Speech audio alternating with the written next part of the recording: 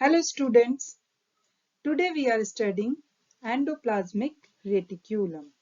Endoplasmic reticulum, it is a cell organelle present in cytoplasm. तो सबसे पहले हम ये कहते हैं कि एंडोप्लाज्मिक रेटिकुलम का मीनिंग होता है नेट इन द साइटोप्लाज्म।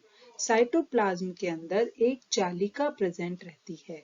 अगर हम बात करते हैं एंडोप्लाज्मिक रेटिकुलम की, तो एंडोप्लाज्मिक रेटिकुलम का ओरिजिन होता है न्यूक्लियस की आउटर मेम्ब्रेन से।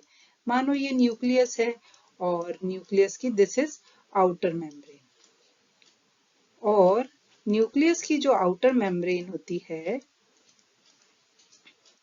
इस मेम्ब्रेन से ओरिजिनेशन होता है एंडोप्लाज्मिक रेटिकुलम का। और जो ये एंडोप्लाज्मिक रेटिकुलम बनती है वो हम कहते हैं सिंगल मेम्ब्रेनस स्ट्रक्चर होती है, like this. This is endoplasmic reticulum. It is formed by outer membrane. Then इसको नाम दिया गया के.आर. पोर्टर के द्वारा। इट इज एब्सेंट, ये एब्सेंट रहती है मैच्योर आरबीसी में, यानी कि रेड ब्लड सेल्स में मैच्योर एब्सेंट होती है एग सेल्स में, और एम्ब्रियोनिक सेल के अंदर आरबीसी एब्सेंट रहती है। फिर हम कहते हैं, सबसे ज्यादा याद रखिए, सिंगल मेम्ब्रेनस स्ट्रक्चर। कैसा है ये? सिंगल मेम्ब्रेनस स्ट्रक्चर होता है। हम कहते हैं एंडोप्लाज्मिक रेटिकुलम को हम टू पार्ट्स में डिवाइड कर सकते हैं। One is rough endoplasmic reticulum और granular endoplasmic reticulum. Second is smooth endoplasmic reticulum और agranular endoplasmic reticulum. Both endoplasmic reticulum have cisternae, tubules and vesicles. दोनों ही एंडोप्लाज्मिक रेटिकुलम में क्या क्या प्रेजेंट रहते हैं? सिस्टर्ने प्रेजेंट होते हैं। तो इस तरह की जो स्ट्रक्चर्स होती हैं, दीज आर द सिस्टर्ने। फिर हम कहते हैं कि इनके अंदर पाई जाती है लाइक दिस, वेसिकल्स प्रेजेंट रहती है। फिर हम कहते हैं कि इसके अंदर सिस्टर्ने वेल डेवलप्ड होते हैं। रफ एंडोप्लाज्मिक रेटिकुलम में इस तरह से सिस्टर्ने क्या होते हैं? वेल डेवलप्ड होते हैं। वैसे भी सिंगल मेम्ब्रेनस स्ट्रक्चर होती है और दोनों के दोनों कैसे हैं? वेल डेवलप्ड है, इस तरह से। और दो सिस्टर्ने आपस में किससे कनेक्ट रहते हैं? तो वो हम कहते हैं कनेक्ट रहते हैं ट्यूब्यूल्स के द्वारा।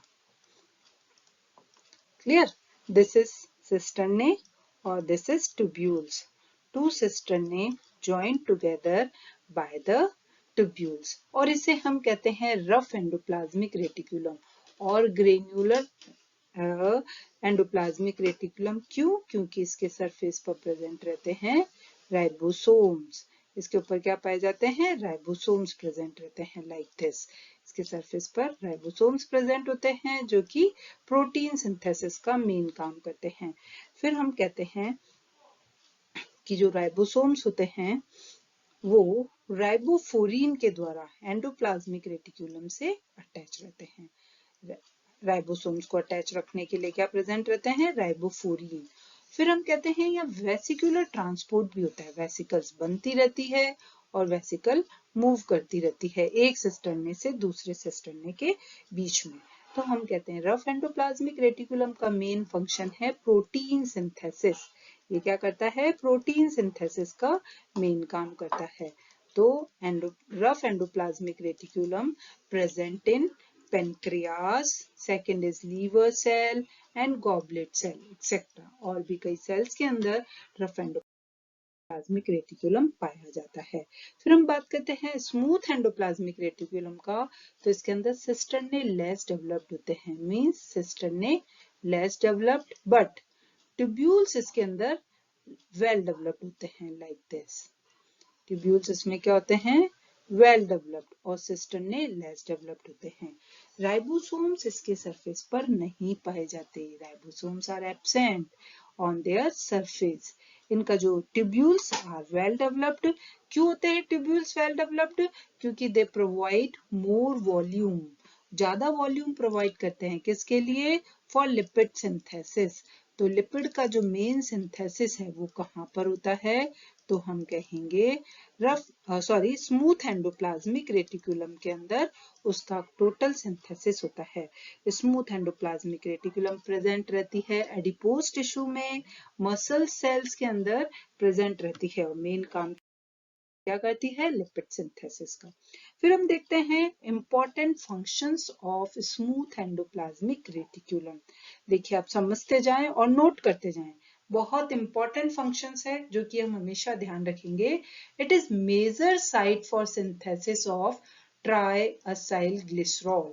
ट्राइएसाइल ग्लिसरॉल, पहले वीडियो के अंदर मैंने आपको कहा था कि ग्लिसरॉल कैसा कंपाउंड है, 3 कार्बन का कंपाउंड है और उसके ऊपर क्या अटैच रहते हैं, अगर 3 फैटी एसिड्स अटैच हो जाएं लाइक दिस, एक लंबी चेन इसके ऊपर अटैच रहती है, आर चेन, दिस इज, यहाँ पर भी एक फैटी एसिड अटैच हो जाए और यहाँ पर भी एक फैटी एसिड अटैच हो जाए लाइक दिस,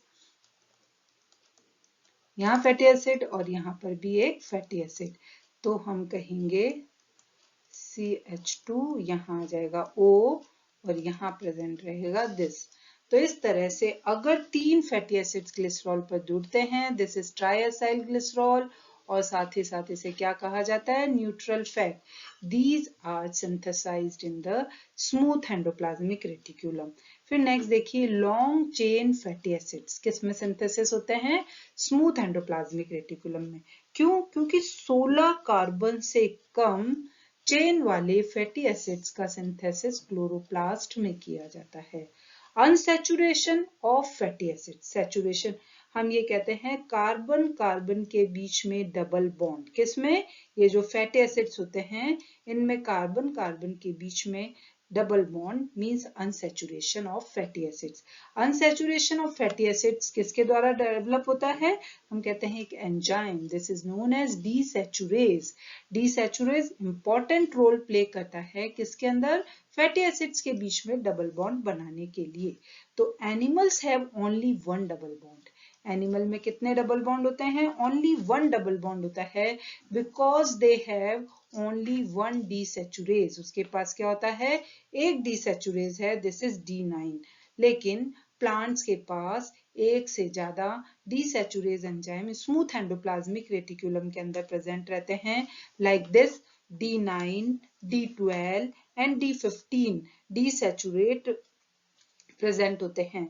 तो ये क्या करेंगे, कार्बन की जो चेन है फैटी एसिड्स की, उसमें एक से ज्यादा डबल बॉन्ड डेवलप कर देते हैं, जो कि कहलाती है पॉली अनसैचुरेशन फैटी एसिड, यानी कि प्यूफा। क्या कहा जाता है, this is PUFA, PUFA, PUFA का डेवलपमेंट होता है। This is very essential for our body और for our growth. All the steroids hormone, steroid hormone कौन से होते हैं वो पता करते हैं, तो this is testosterone and progesterone are the steroid hormone, and steroids hormone का सिंथेसिस कहाँ होता है, तो हम कहते हैं कि स्मूथ एंडोप्लाज्मिक रेटिकुलम में ग्लिसरॉल बेस्ड फॉस्फोलिपिड्स, जैसा कि मैं पहले बता चुकी हूँ, ग्लिसरॉल बेस्ड फॉस्फोलिपिड्स कौन से होते हैं, phosphatidyl choline, phosphatidyl ethanolamine, phosphatidyl inositol and phosphatidyl serine, except sphingomyelin. सबका सिंथेसिस कहाँ होता है, स्मूथ एंडोप्लाज्मिक रेटिकुलम में होता है, सीरेमाइड्स। लेकिन हम ये कहते हैं स्मूथ एंडोप्लाज्मिक रेटिकुलम में स्फिंगोमाइलिन के प्रिकर्सर सीरेमाइड भी कहाँ सिंथेसाइज होते हैं, तो उनका सिंथेसिस भी स्मूथ एंडोप्लाज्मिक रेटिकुलम में होता है। स्टीरोल्स जैसे कि कोलेस्ट्रॉल, कोलेस्ट्रॉल किसका कैरेक्टरिस्टिक फीचर है, एनिमल सेल का, काम क्या करता है, act as a temperature buffer और प्लाज्मा मेम्ब्रेन को रिजिडिटी प्रोवाइड करता है, मींस उसको फ्लूइडिटी से रोकता है। ये बात हम पहले कर चुके हैं प्लाज्मा मेम्ब्रेन के अंदर। तो वो कोलेस्ट्रॉल भी कहाँ सिंथेसाइज होता है, it is synthesized into the smooth endoplasmic reticulum. फिर हम कहते हैं detoxification, detoxification of drugs occurs here with the help of cytochrome 450। Cytochrome 450 की सहायता से लीवर के अंदर साइटोक्रोम 450 की सहायता से डिटॉक्सिफिकेशन होता है। फिर हम कहते हैं एंडोप्लाज्मिक रेटिकुलम क्या करती है, अपने अंदर स्टोर करके रखती है, किसको, कैल्शियम आयन को। कैल्शियम आयन कहाँ स्टोर रहते हैं, एंडोप्लाज्मिक रेटिकुलम। और जब ये मसल्स के अंदर ये फंक्शन करती है तो उसे कहा जाता है सार्कोप्लाज्मिक रेटिक्यूलम। सार्कोप्लाज्मिक रेटिक्यूलम क्या है? तो हम बोलेंगे कि सार्कोप्लाज्मिक रेटिक्यूलम क्या करती है, तो यह कैल्शियम आयन को अपने अंदर स्टोर कर लेती है और जब जरूरत होती है तो चैनल ओपन अप हो जाते हैं और कैल्शियम आयन बाहर आ जाते हैं। अंदर लाने का काम कौन करता है? तो पंप कैल्शियम आयन को अंदर लेकर आते हैं। कैल्शियम पंप कैल्शियम आयन को सार्कोप्लाज्मिक रेटिकुलम के अंदर स्टोर करते हैं और बाहर निकालने का काम कौन करता है? तो हम कहते हैं यहाँ पर कैल्शियम चैनल्स प्रेजेंट रहते हैं जिनके थ्रू कैल्शियम आयन्स को बाहर निकाला जाता है। आगे अब हम देखेंगे कि क्या फंक्शन है रफ एंडोप्लाज्मिक रेटिकुलम के। तो जनरली हम कहते हैं कि जो प्रोटीन्स होते हैं उनका सिंथेसिस कहाँ होता है? राइबोसोम्स के द्वारा। और राइबोसोम्स कहाँ अटैच रहते हैं? तो वो एंडोप्लाज्मिक रेटिकुलम पर राइबोफोरीन्स के द्वारा अटैच रहते हैं। तो राइबोफोरीन अटैचमेंट होता है और वहां से ये अटैच रहते हैं। फिर हम कहते हैं प्रोटीन दो प्रकार के होते हैं, cytosolic protein and secretory protein. तो सिक्रेटरी प्रोटीन क्या होते हैं? वे प्रोटीन जो कि प्लाज्मा मेम्ब्रेन पर एंडोप्लाज्मिक रेटिकुलम पर अटैच्ड राइबोसोम्स के द्वारा सिंथेसिस होते हैं और कहाँ जाते हैं? उसकी ल्यूमन में। जबकि जो साइटोसोलिक प्रोटीन होते हैं वो फ्री राइबोसोम्स, ये है एमआरएनए। एमआरएनए के ऊपर हमने क्या लगा दिया? राइबोसोम्स अटैच हो जाते हैं और इन राइबोसोम से किसका सिंथेसिस होता है? प्रोटीन का। तो इस तरह से जो प्रोटीन्स बनते हैं they are cytosolic proteins. Cytosolic proteins कहाँ? फ्री साइटोसोल के अंदर प्रेजेंट राइबोसोम्स के द्वारा सिंथेसाइज्ड होते हैं। फिर हम ये कहते हैं कि secretory protein synthesized by attached ribosome to ER and rough endoplasmic reticulum. फिर हम कहते हैं packaging of proteins and sorting also occurs in the rough endoplasmic reticulum. ये देखिए डायग्राम के अंदर कि किस तरह से साइटोसोलिक प्रोटीन बनते हैं। तो हम कहते हैं साइटोसोल के अंदर क्या प्रेजेंट है? एमआरएनए। एमआरएनए हमेशा कौन सी डायरेक्शन में होता है? 5 प्राइम से 3 प्राइम। इसके ऊपर ये क्या अटैच्ड है? This is ribosome. और ribosomes according to genetic codon किसका सिंथेसिस करता है? प्रोटीन का सिंथेसिस करता है। तो ये बन गया प्रोटीन और इस प्रोटीन के ऊपर स्पेसिफिक सिग्नल्स प्रेजेंट रहते हैं। जैसे कि अगर प्रोटीन के ऊपर सिग्नल प्रेजेंट है न्यूक्लियर लोकलाइजेशन सिग्नल तो उसे कहाँ भेजा जाएगा? न्यूक्लियस में। अगर उसके ऊपर सिग्नल है माइटोकॉन्ड्रियल लोकलाइजेशन सिग्नल तो उसे कहाँ भेजा जाता है? माइटोकॉन्ड्रिया में। और अगर उसके ऊपर क्लोरोप्लास्ट का सिग्नल है तो क्लोरोप्लास्ट में। और अगर पेरोक्सीसोम का सिग्नल है तो उसे कहाँ भेज दिया जाएगा? पेरोक्सीसोम्स के अंदर भेज दिया जाता है। फिर हम कहते हैं साइटोसोलिक की बजाय अब दूसरे जो एंडोप्लाज्मिक रेटिकुलम पर अटैच रहते हैं। तो ये देखिए क्या है? रफ एंडोप्लाज्मिक रेटिकुलम और रफ एंडोप्लाज्मिक रेटिकुलम के ऊपर ये क्या अटैच है? राइबोसोम अटैच है। और ये क्या है? एमआरएनए। कौन सी डायरेक्शन में? 5 prime to 3 prime direction.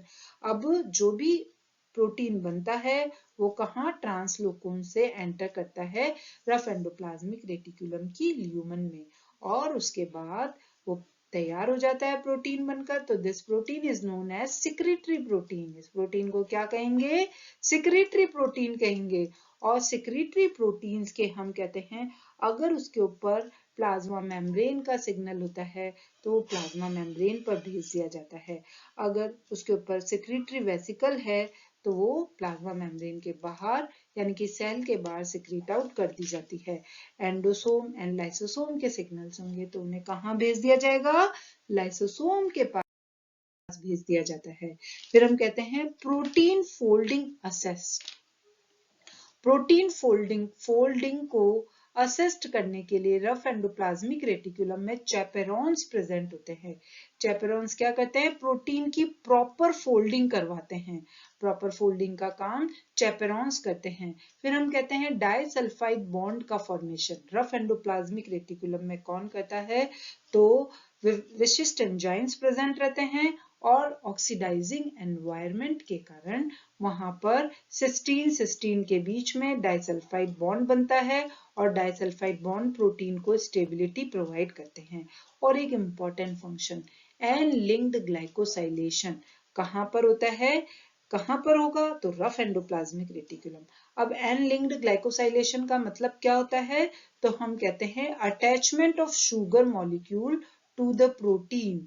Protein के ऊपर क्या जुड़ रहा है? शुगर मॉलिक्यूल जुड़ रहा है। तो ये देखिए, ये राइबोसोम है और राइबोसोम के साथ में कौन अटैच्ड है? mRNA। और ये क्या बन रहा है? प्रोटीन बन रहा है। अब देखिए, प्रोटीन के कौन से पार्ट के ऊपर शुगर मॉलिक्यूल अटैच होता है? तो हम कहते हैं प्रोटीन के पास एक स्पेसिफिक सीक्वेंस होती है, आर्सेनिक एक्स, ये सॉरी आर्सेनिक नहीं, दिस इज एस्पेरेजीन, फिर कोई भी अमीनो एसिड हो सकता है, सेरीन एंड थ्रियोनिन। अगर इस तरह की सीक्वेंस प्रोटीन पर प्रेजेंट है तो एस्पेरेजीन के ऊपर हम ये कहते हैं अटैच होती है ओलिगोसैकेराइड चेन। तो ये देखिए यहाँ पर क्या बनकर तैयार हुआ है प्रोटीन के अंदर? एस्पेरेजीन। और फिर हम कहते हैं कि यहाँ पर होता है डोलिकॉल पायरोफॉस्फेट, जिसके ऊपर क्या अटैच हो जाती है? एक शुगर मॉलिक्यूल, ओलिगोसैकेराइड की चेन अटैच होती है। This oligosaccharide chain transfer to this asparagine. जब ये एस्पेरेजीन के ऊपर अटैच होता है तो हम ये कहते हैं कि इसमें से रिमूव कर दी जाती है 3 शुगर मॉलिक्यूल। तो इस तरह से अटैचमेंट कहलाता है N linked glycosylation. This is N linked glycosylation. तो कहां पर होता है? तो वो है रफ एंडोप्लाज्मिक रेटिकुलम में। और एंड फंक्शन क्या है एंडोप्लाज्मिक रेटिकुलम का? Packaging of protein and targeting to the Golgi by vesicular transport. तो जो भी प्रोटीन बनकर तैयार हुआ है उसकी क्या हो जाती है? वेसिकल के अंदर उसको पैक कर दिया जाता है। तो ये हमने पैक करा दिया प्रोटीन को, और प्रोटीन जब पैक हो जाता है तो वेसिकल ट्रांसपोर्ट के द्वारा कहाँ पहुंचता है? गोल्जी में। लेकिन उससे पहले वो पहुंचता है endoplasmic reticulum Golgi intermediate complex के पास। तो ये देखिए वेसिकल मूव होकर कहाँ आई, और this vesicle fuse to the ERGIC membrane, इसके साथ फ्यूज हो जाती है और इसकी मेम्ब्रेन का पार्ट बन जाती है। ये प्रोटीन कौन से हैं? ट्रांस मेम्ब्रेन प्रोटीन है, जो कि ये मेम्ब्रेन की प्रोटीन पर अटैच्ड है। फिर ये जाकर कहाँ बाइंड होंगे? ये देखिए, ये फ्यूजन यहाँ पर हो रहा है। अब ये किसके पार्ट बन गए? गोल्जी मेम्ब्रेन, गोल्जी कॉम्प्लेक्स की मेम्ब्रेन का पार्ट बन जाते हैं। देन इनके पास जो स्पेसिफिक सिग्नल होते हैं कि प्लाज्मा मेम्ब्रेन के पास जाना है, तो इन्हें प्लाज्मा मेम्ब्रेन के पास भेज दिया जाता है। लाइसोसोम का सिग्नल होगा, लाइसोसोम में भेज दिया जाएगा। इस तरह से रफ एंडोप्लाज्मिक रेटिकुलम क्या काम करती है? प्रोटीन सिंथेसिस, और कौन से? Secretary protein. और उनको किन पार्ट्स में भेजना है? वहां पर गोल्जी कॉम्प्लेक्स की सहायता से भेजा जाता है। Means rough endoplasmic reticulum protein synthesis, and smooth endoplasmic reticulum क्या करती है? तो लिपिड्स का सिंथेसिस करती है। तो ये टॉपिक हमारा आज यहीं खत्म हुआ। नेक्स्ट क्लास में हम इसके आगे और कंटिन्यू करेंगे। नेक्स्ट टॉपिक गोल्जी कॉम्प्लेक्स को पढ़ेंगे। इस आज तक यहाँ तक के लिए थैंक यू सो मच। फिर मिलते हैं हम नेक्स्ट वीडियो के साथ। पटक गए।